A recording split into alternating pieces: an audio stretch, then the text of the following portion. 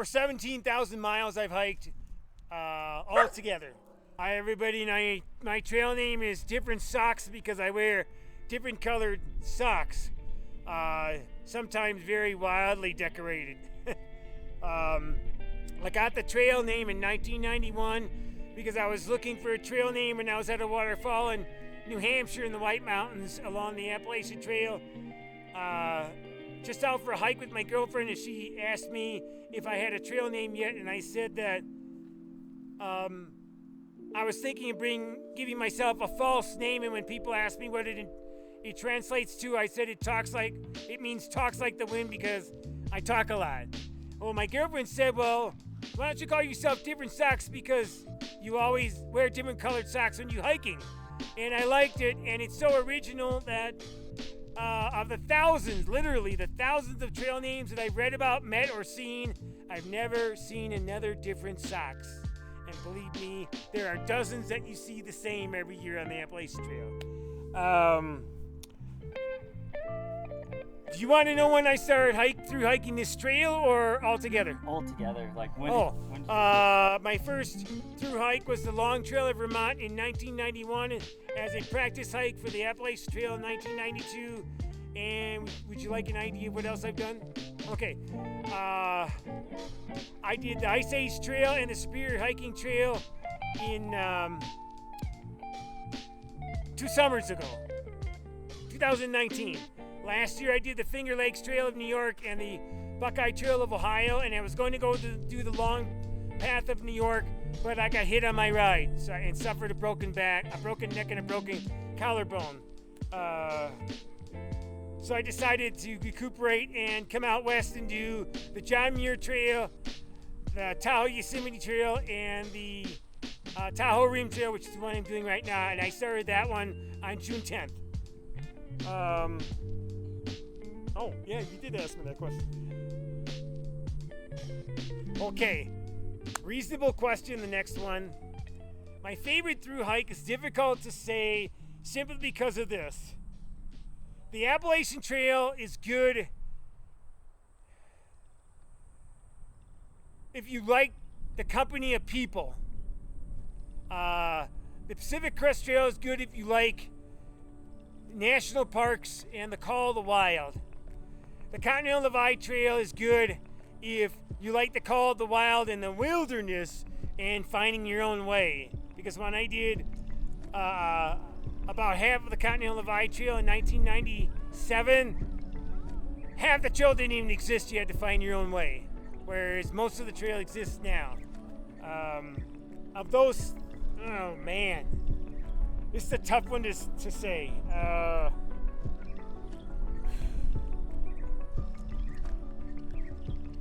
If I had to make a choice, the Pacific Crest Trail, because it's just so beautiful, so many waterfalls, so many lakes. The weather was perfect. I mean, folks, out of 4 months and 16 days, I had 4 days of rain. Yes, 4 days of rain. Over 17,000 miles I've hiked all together. Shorter hikes like going to Glacier over 40 times in 12 years. Made up a list of things I wanted to accomplish by the time I was 30, and one of them was hiking the Appalachian Trail, probably inspired by our National Geographic story. About 10 years later, I was living in New England, and I read a book by Cindy Ross, who was one of the first authors of books of the Appalachian Trail, and I became inspired by it, as well as I found the list again, and I couldn't believe that on the list it said hike the Appalachian Trail. So pretty much the following year I was setting foot to begin walking the 2,100 miles all the way to Mount Katahdin. Appalachian Trail friends, in the beginning, very many, but as the years gone by, less and less, and I'd have to say to this point right now I'm in contact with, even through internet and Facebook, maybe only half a dozen.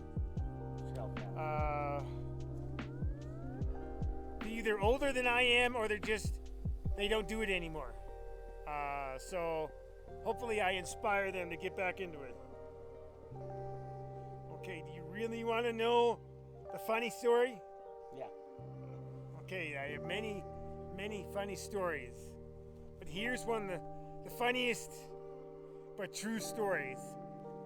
I was on the Appalachian Trail and a berm, B-E-R-M, was blocking the trail for bikers to get onto it. And then across from me was a dirt parking area with 3 or 4 vehicles in it. And one of them was a pickup. As I sat on the berm looking at my guidebook, I saw that the truck was occupied by a man and a woman. I looked down at my guidebook, and the next thing I knew, when I looked up, the passenger side door was open, and there were 2 sets of feet sticking out of it. Knowing that I was sitting right there and what could be going on, I went back to reading my guidebook and did not move. When I looked up again, the 2 people had reappeared and were both smoking cigarettes. Good enough? Yeah. Okay. That's good. Believe me, I got lots more.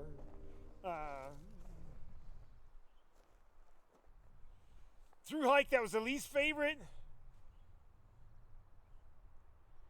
I'll give you 2 of them. No, 1.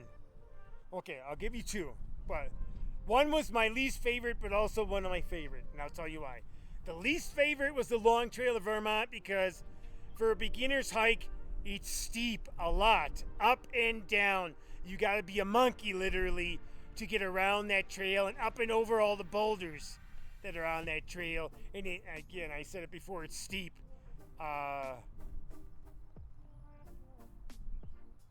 No, I tried to enjoy it, but it was pretty much the hike. I have to say that was the toughest I've ever done. And then the next toughest was the Superior Hiking Trail of Minnesota. But at least that one, even though it went up and down, it had beautiful fall colors. And I'm not kidding, folks. It was go in the fall. Okay. The one that I didn't like, but I do like, was because of what happened. Can I give him another funny story? Yeah. Okay. As much as you want to tell, share. Well, I just want to make sure I'm not using up all your space. I got Okay. 48 hours of Okay. storage. You're good. Don't worry. It's called the Ozark Highlands Trail of Arkansas. And here's why I didn't like it, but I did like it. When I went in October of 2003, over the 10 days that I hiked the 165 miles, I think it is, it rained more in that 10 days than the locals had seen in a 10-day period in 50 years. Now, if you think I'm kidding, here's the funny story. I got to the east end of the trail where the Buffalo River is. It's a national scenic river, and a ranger was on the other side checking permits. I couldn't get across because the river had rose because of all of the rain. And in case you people think I'm dramatic, just continue listening. I asked these people, how did you get across? And they said, oh, someone gave us a ride. Well, just then on a tributary nearby, this guy came on a little boat with a motor, and they said, quick, grab him and ask him. He gave me a ride across. I walked up to my car and had a flat. I turned to the ranger and I said, you ready for this, folks? True story. Funny, but true. Luckily not tragic. I turned to the ranger and said, sir, do you have a tire inflator or something to fix my tire? And he goes, that's your vehicle? Yeah. Are you Bob Worth? Yeah. So, I'm so glad I got to shake your hand, man. I'm so happy to meet you. I go, why? Because we were about to send out a search party for a body. I go, no, you were about to send out a search party for me. He goes, no, for a body. We were sure you were dead because it had rained so much. We thought nobody could cross all the flooded roads, all the flooded creeks and rivers. And yet here you are standing here. I have to shake your hand. And as he turned away, he snapped his fingers. He said, damn, I guess that means I lost a bet. And I said, the bet about what? He goes, whether or not you'd show up alive. True story, folks. So anyways, the reason why it's my least favorite is because it rained so much during that. But the reason why it was one of my most favorite is because I saw waterfalls that the guidebook author has never seen in his life. And I mean, it was incredible. The number and the water. My God, it's like this teal green. Oh, it's beautiful, beautiful water. Okay, let me see if I can get it back. Oh, okay, come on. There we go. I got it. It was fading, that's all. I use an external frame pack because I hate internal frames, and one of the reasons I don't use an internal frame is because 90% of them don't come with outside pockets, and I like to be organized. The reason I'm telling you all that is because 5 days of food like I have now, and a one and a half, let's say 2.5 liters of water probably weighs 35 to 40 pounds. And to me, that's comfortable. All right, I already told you plenty of stories. I think that was the last one you had, but let me just make sure.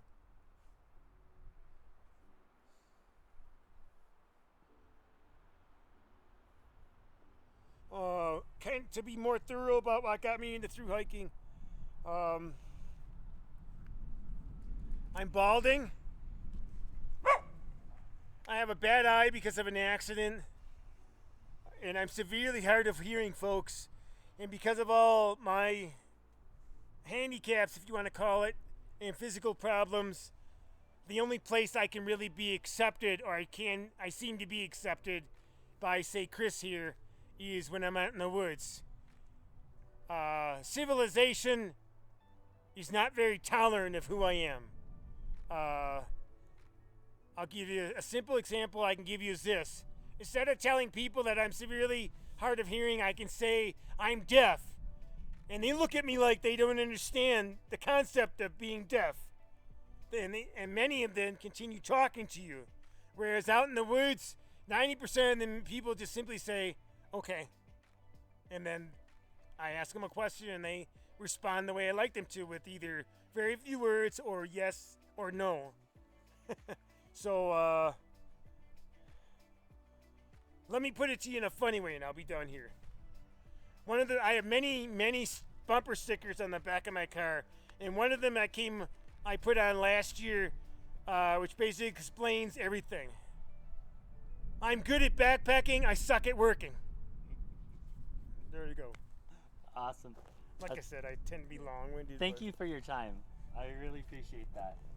You mean there's someone longer than me? Yeah, no.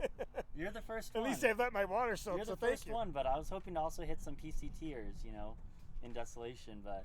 Well, I saw you look a couple of times. So yeah, I appreciate it. I love hearing the and stories. I was actually quite surprised you had so many questions, Yeah. but that means you like to be thorough, so that's good. This is my first through hike. This is my first through hike. Oh. Yeah, so I just want to hear from people that have done this for so long, It's cool to hear. So you could use it kind of to inspire you to keep yeah, going. and inspire other people. Okay, then I have to ask a question. Okay. I'm not going to ask what got you started, and Okay. I'm not going to ask what got it into your mind. I'm going to ask, why did you pick this one? I picked this one because my main goal is the PCT, the Pacific Crest Trail, but people say the Tahoe Rim Trail is the perfect shakedown hike to test out the I can Sierra. tell you this. So far, from what I've seen, and because it uses the Pacific Crest Trail, the Tahoe Rim Trail is very, very similar to all of the California Pacific Crest Trail. Yeah. What you see here is pretty much what you're going to be walking for the entire Pacific Crest Trail through California. Wow. The reason why you might say that I did the Appalachian... I started with the Appalachian Trail was because... Are you still recording? Yeah. Oh, sorry. You're the reason fine. I started with the Appalachian Trail was because back then there were not a lot. This was 25 years ago that I did the Pacific Crest Trail. Okay, so that means Wasn't it formed in 29 96? years ago I did the Appalachian Trail. 29 years ago, you were lucky if there was completed. No, not even completed. Let's just say, of the 3 major long distance trails, if you include any other shorter ones like the Wonderland Trail or the Ozark Highlands Trail, and the Long Trail, 29 years ago, there might have been a dozen or less. Probably less. Yeah. Now, and that's meaning even if you include the Pacific Crest Trail. Now, the Continental Divide Trail, half of it wasn't even on the ground. It was all theory.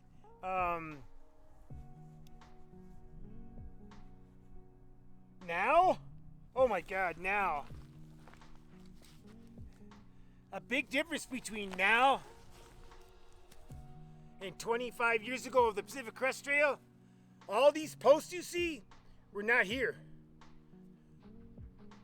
Yeah, all the posts that you've seen, I don't know how many you've seen, but Like all the directing posts you. that I've seen, they didn't exist 25 years ago. Yeah. And as far as I know, the Tahoe Rim Trail didn't exist back then because I would have seen those signs also and gotten myself intrigued in it. Saying, oh wow, I gotta do the Tahoe Rim Trail. But I probably saw the Tahoe Rim Trail in the Backpacker magazine. Yeah.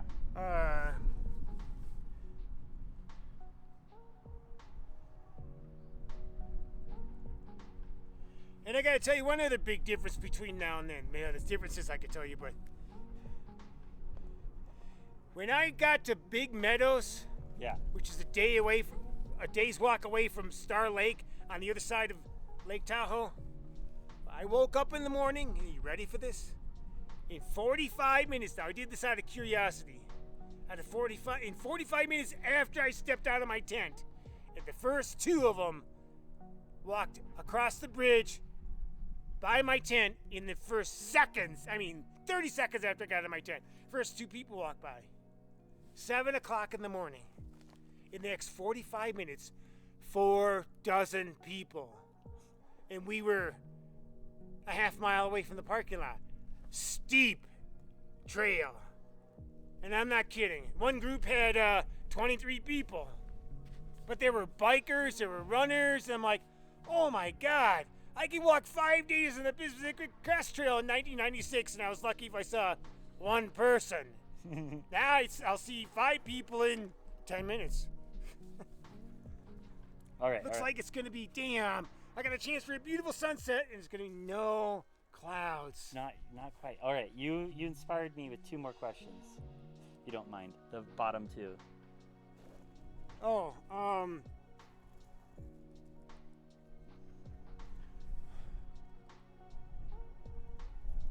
do you want me to state the question? Yeah. Okay. How do I navigate through, where'd it go? There it is. How do I navigate through hikes? I'm gonna say, I'm not trying to be funny here, it's just to put a humorous moment on it. I'm still in the dark ages. I still use guidebooks and maps. I do not like to have, assuming that other people do, and I may be wrong, I do not like to have electronics or depend on them in my hands 24/7. That's not the reason I'm out here. If I had a choice between a guidebook and electronics and maps, I'd take the guidebook and maps and what's in here. Your batteries may die, but your brain isn't going to die unless you end up dead. And that is currently what I am using now. I don't use Guthook. I don't use All Trails. The only thing I use my phone for is to see how far away I am from something in case I'm doubtful or if I think I'm lost. And that's saved me a few times. But I've yet to use it to call 911.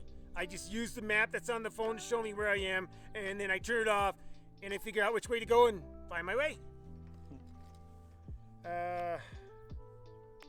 Ooh, good question.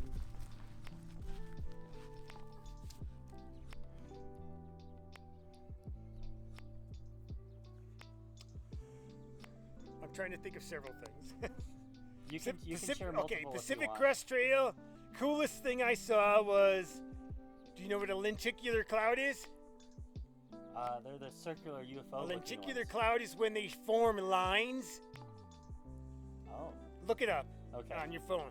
Okay. Okay. I took a picture of one that was miles long. Usually they're round. Okay. It looked like a flying saucer. Yeah. But this one was miles long.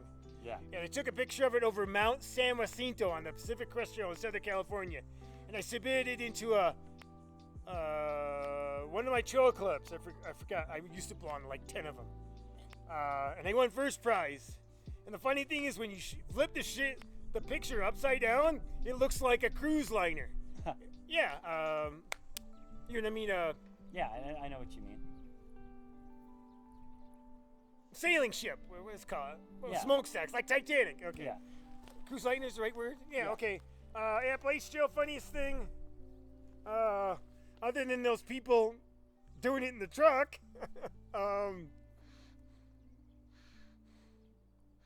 occasionally people ask, what are some of the strangest things you found along the trail? Can I include not long trails? Yeah. Okay. Along the Appalachian Trail, the strangest thing I found was a street sign in the middle of the woods on a pole, miles from the nearest road. A rubber chicken on the Appalachian Trail, miles from the nearest shelter, which you might think it was. I was trying to think of, while hiking to the 14ers of Colorado, I can't remember exactly where it was, folks, but I hiked straight up from where a dirt road where I parked my car, and from literally, let's say 2,000 feet above the dirt road, I saw people driving by. I found this flat spot in this drainage going up to the top of a peak. And at that flat spot had to be a historical cabin. There's all those people driving by on that dirt road, headed to other places for other hikes, and they had no idea that this cabin was sitting right there above their heads because they couldn't see it unless they were out simply walking cross country, and that's what I was doing. I was walking straight up a ridge to get to what's called a Colorado 14er, and I couldn't believe that here was this cabin that it was intact enough that I could have taken shelter if needed. I thought it was pretty cool that I found that. Oh, here's another cool thing I found. I stopped there. I was hiking in the snowy mountains of Arizona, and I got lost following a trail. And knowing that the road I needed to get to is down below me, I just simply bushwhacked down the ridge. Well, I popped out of the woods and found what appeared to be, okay, I can't say historical because I didn't know if the Forest Service knew it was there or not, but it was a sluice works. Okay. A sluice box? Yeah, for like it was gold made mine? out of wood, but it had rusty piping and everything, but it looked like it was either an old-time historic trough sluice for mining for gold, or maybe it was an old setup from some kind of mine nearby. All I know is to pop out of the woods is find this in the middle of the woods, and I'm literally, I'd have to say in every direction air miles, I was at least 2 miles air miles away from any road or structure. And yet here was the remnants of a sluice box that went for, I don't know, I followed it downstream and I probably followed it for, it was no longer used, it didn't have water in it, but you can see the rusted piping and the remnants of the sluice in the U shape. It probably went for at least 100 yards or more. And then later on, I was at this thing in a little tiny town called Havre, Montana, where I lived for 12 years. And there was a ranger giving this talk, and he asked if anybody had any questions, and I mentioned that I found that, and he said, I've never heard of it, so make sure you bring it to the attention of the people in the office, because we probably would like to know where that is and how to find it. Oh, and then I told you, hold on. See, I could talk and talk. One more, and I'm probably off camera because you can't see me because I lean forward, but I'll give you one more, and this is probably the weirdest of all. Ready for this, Chris? Yeah. I'm not being dramatic here. For exercise, folks, when I worked at the Grand Canyon, I used to run down 1.5 to 3 miles and then walk back out as fast as I could. And people would say some of the dumbest things like, "Are you training for the Olympics?" Or, "Did you go down to the bottom and back already?" And I'd say, "Yeah, I just did 9 miles in 10 minutes. Not kidding, they really would ask those questions. Anyways, this is what I found. I'm sorry. No, it's not what I found, it's what someone else found, but I talked to the person that did find it. Just by chance, I talked to him. I was at Phantom Ranch, which is at the bottom of the canyon, and I was telling people about what had been found, and this guy heard me talking to him, and he said, "Oh, that was me." And I go, pardon my language, "Are you shitting me? What do you mean it was you?" And he goes, "I'm the guy that found it." He liked to go off trail, and I occasionally did too. And it's not illegal, by the way, they just tell you not to do it. And as I'm going, he liked to go cross country, and one of the many things he found below the rim of the canyon was a body. When he reported it, everybody, it was lunchtime, and most of the people were at lunch, so believe it or not, the dispatch or secretary, he told me all this later, so I got the story right. He said they told him to come back later. He's reporting a body. You tell him to come back later. So he says, okay, next thing you know, he's got an APB out in his name. They're searching for him. When they find him, they say, "Can you lead us down to the body?" And the rest of the story, if you really are into it, before they get it back on the trail, they'll see if they have any change in their pack, and they'll give it to somebody, or, hey, ready for this? They'll really do this. They'll take 5 ones, a 5 and a 10, and turn it into a $20 bill. Just so they're not carrying 5, 6, 7 bills. Instead of carrying 7 bills, they're carrying 1 bill.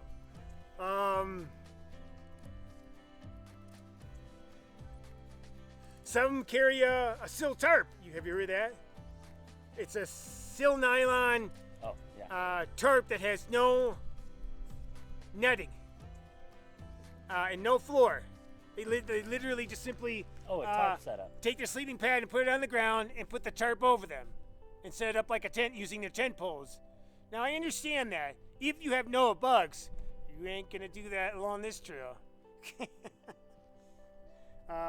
But that's my piece of advice is listen to these people, but anything they say that you think is absurd or crazy or wild or just like, "You're kidding, right?" Look it up and judge for yourself. Do not, this one I believe in myself. Do not think that one of the requirements is to get your weight down to the least amount possible. Do it with what you feel is comfortable. Start out with what you think is comfortable. Go on a short hike, say, like the Tahoe Rim Trail. Be out there for 10 days. I'm 16 days. That's what I'm out for. If you still like it after 16 days and you didn't mind the weight of the pack, you'll be happy.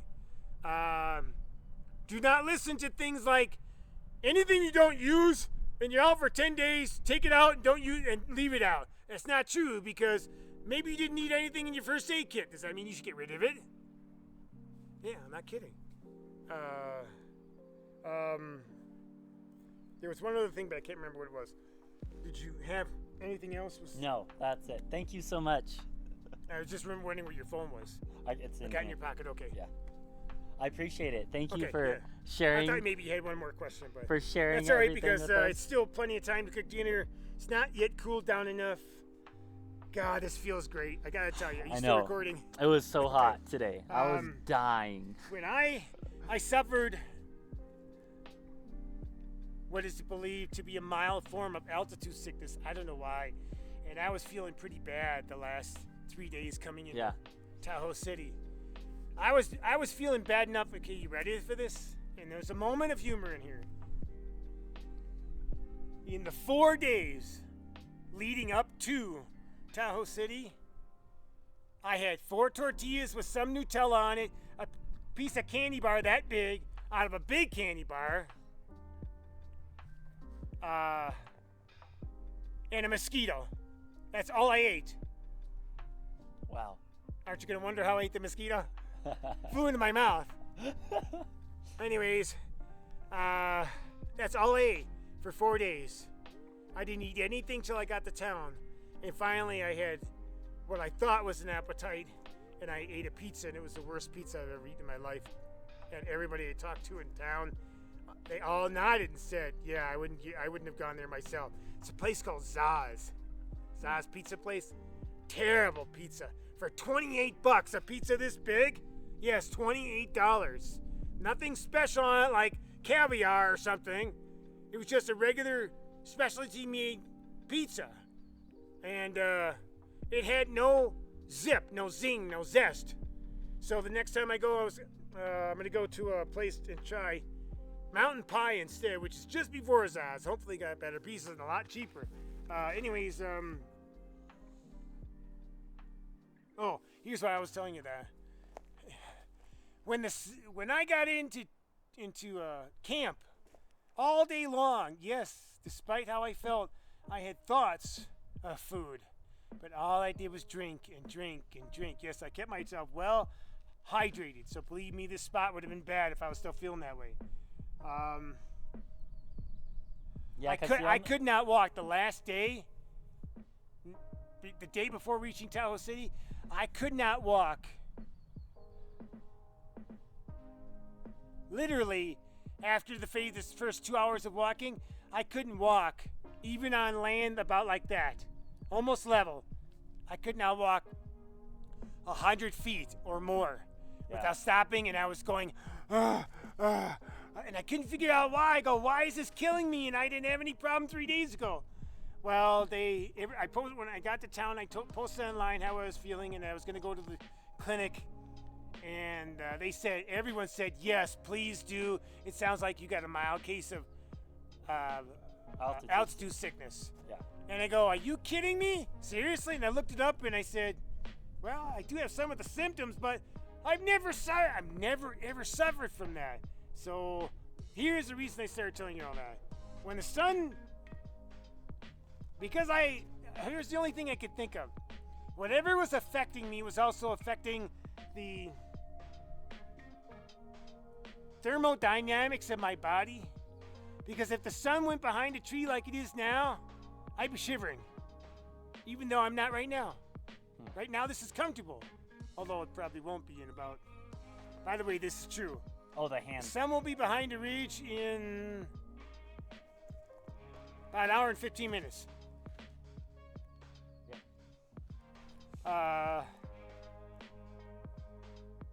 I'm not kidding. I noticed it. There were even times where I sat down to take a break, and within 15 minutes, yeah, it was usually a half-hour break. Within 15 minutes, I either had to move into the sun or get going again because I'd get goosebumps bumps on my arms. I go, holy shit! Am I really starting to shiver? I feel very, I don't know if that's the right word, but blessed. Where is that? Sorry. Sometimes if you get a clear sunshine, You gotta get a picture. Oh, yeah. Sometimes getting something else is better. I'm getting a tiny, tiny shot of light from the sun, and that might create a really, really nice effect. I just got to get the right spot. Damn, I can't really see it because the background's too bright.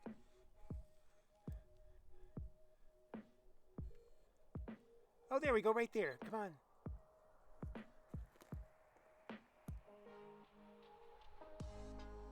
Nice thing is your pack's in the shot, but you can't tell what it is unless someone zooms in on a shot. They go, what's that bump thing at the bottom of the tree?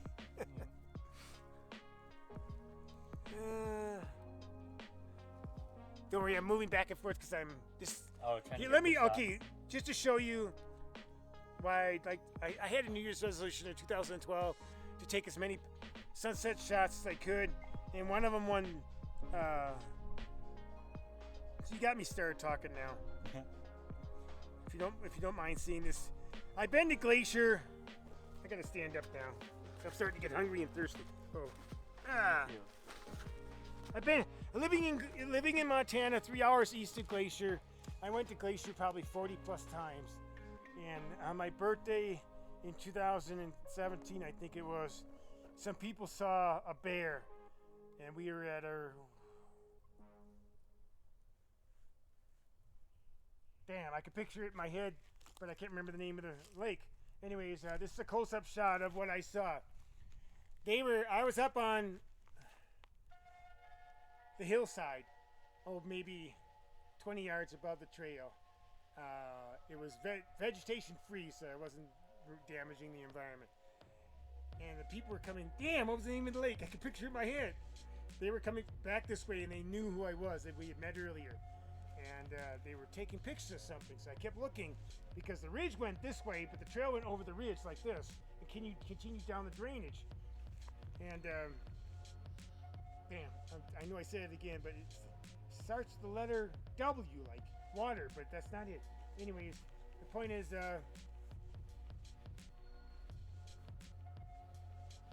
and I'm not being dramatic or exaggerating when I have an ego or something. You're gonna like these shots, or what happened to me, how I got them.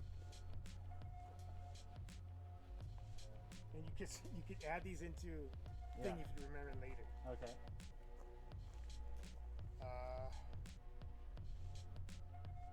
They walked by me, and I said, "What are you guys looking at?"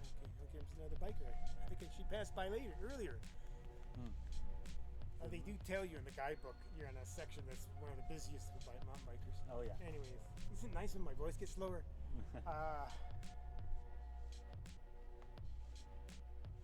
I walked to the end of the ridge and looked down into the drainage because you couldn't see the bear anymore. And what the people didn't realize that what they were seeing was indeed a bear. It was my first grizzly. But she had a cub. Oh wow. That was when she entered the snowfield as she walked up the drainage. Can I get a picture of it? Oh yeah. Wait. Let me see if I can get that thing out of there for you. Oh, that's fine. Oh, I see why it's doing it. Yeah. Okay, you can leave it in, or I can go back. That was zoomed in. That's where. That's perfect. Okay, there you go. You might end up taking pictures of the other ones because wait till you see the next one. Okay. Now, do you mind listening? Or are you getting hungry and thirsty? I can do a little. Okay. Here's me. Literally. I really did this.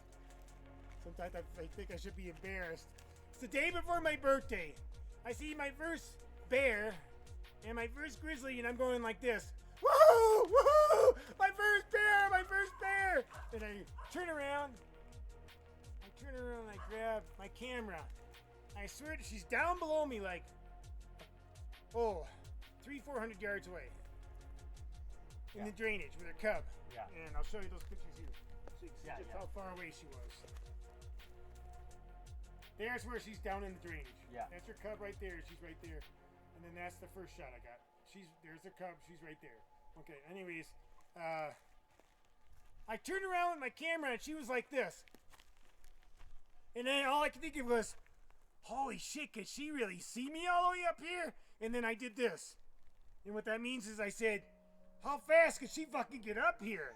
Well, she couldn't see me because I said that, hey, I have poor eyesight, but she probably heard me yelling and she detected the motion in my body because I was going, woohoo! She went back to grazing with her cub and never really looked back at me again. And then, I'm going to try to make these short stories, because I'm really starting to get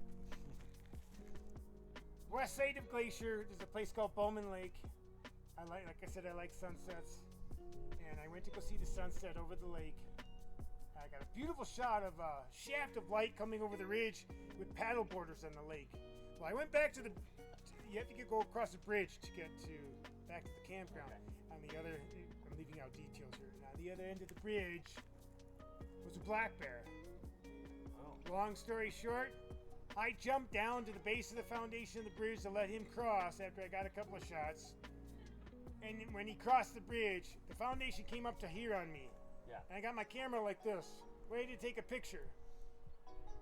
He didn't go straight. He didn't turn right. He turned left. Came right at me. What? What? Now look, hold on, Chris, look closely at that. See what's underneath his paw? No, what is it? It's the foundation of the bridge. I'm standing right there. You can see the claws of his paw. Wow. If I had waited one more second, all I would have had was a picture of his face. Now people said you're lucky he didn't take a swipe at you, because at that point in time, there had been all over the U.S. there had been 4 black bear maulings, of which 2 people had been killed.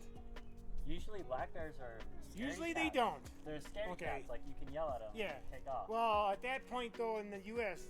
that year, I don't know why, I was told by more than one person there would be at least 4 maulings, of which 2 resulted in the death of people. And other people said he probably didn't take a swipe at you because your camera in front of your face, you had the wall right here, and he didn't know what the fuck you were, so you freaked him out. Well, to end the story, he ran back across the bridge, and I needed to get to the end of the bridge, so I waited to see what he'd do. He just sat there and waited.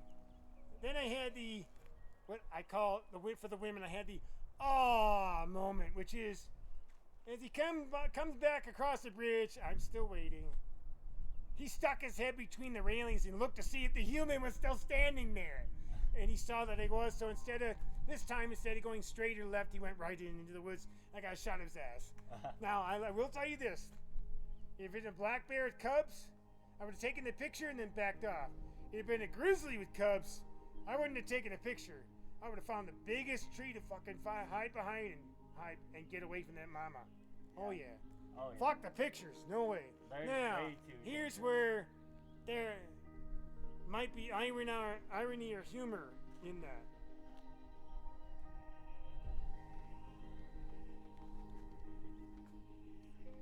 Two summers later,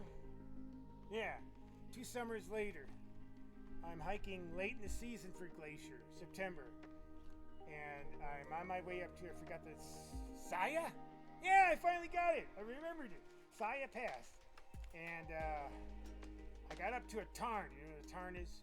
Oh, you do? Yeah, Good. yeah. You wouldn't believe how many people say, what's a mountain tarn? lake, a mountain lake. Right? Yeah, it's just a fancy word for mountain lake. So I'm up to this tarn, and there's a beautiful reflection of newly fallen snow on the mountain peak. So I stopped to get a picture of the still water reflection, and I dropped one of my walking sticks into the water, and it messed up the reflection. And as I'm watching it go across the water, I'm not kidding. You ready for this? There's a reason okay. Okay, let's say that tree right there. Yeah. The other side of the pond was that far away. This moved. And all I could think was, luckily I didn't say it out loud. A buh, meaning a bear. I grabbed my camera and started snapping pictures, and I got a bear taking a bath. That looks like a grizzly. You're going to love this story, because there's a lot more of this story. Is that a grizzly? Yeah. Very good. Yeah. Very good. He got out of the water. I'm going to leave out a lot of details here. He got out of the water, shook off his fur, and went into the woods. I got above tree line, and I kept watching for him to come out of the woods, and here he finally came. Now, at this point, he was way down below me, and at least a quarter mile away. And I watched him to see where he was going to go. I thought, it's just the fact he's a bear. Now, I thought he was a cinnamon-colored black bear, because I'd seen him at that park. He got to where he was crossing the inlet creek for the pond. And as he was crossing it, all of a sudden, one other person showed up. A Glacier Park ranger on her day off. First words out of my mouth were, see the bear, see the bear? She goes, where? Right there, he's crossing the creek.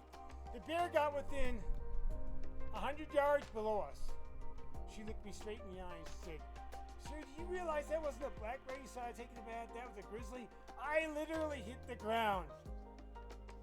I was so shocked because all you hear is bad stories, bad bears. About a grizzly that fucking close? Like, And he's taking a bath? within 50 feet. Well, when he got within 30 yards, she started yelling, "Hey bear, yo bar," and he was right below us. And she said, "That's strange, he's not reacting anyway." Now, animals, even the dog, might do this. Where's that coming from? Where's that coming from? Yeah, they'll stop at the doos, and this bear kept grazing. And I swear, there's only one more story after this, and you'll want to picture this too, sort of, because it looks artificial in the background. Well, not natural in the background.